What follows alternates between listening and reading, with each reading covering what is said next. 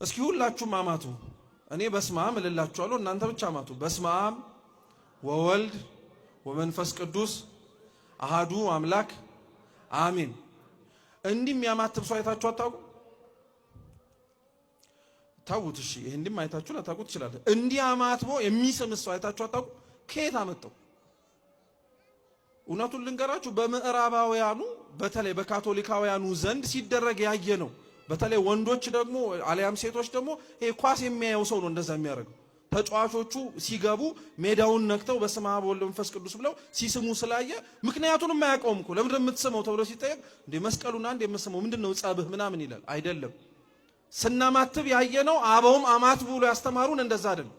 ሲጀመር ሁሉም የሚያማትብበት የተለያየ ምክንያት አለ። በነገራችን ካቶሊካውያን እጃቸውን ዘርግተው እንዲህ ብለው የሚያማትቡበት ከብዙ ምክንያቶቻቸው አንዱ እግዚአብሔር በሁሉም ቦታ ስላለ ነው ይላሉ። እጃቸውን እንደሚዘረጉት ማለት ነው።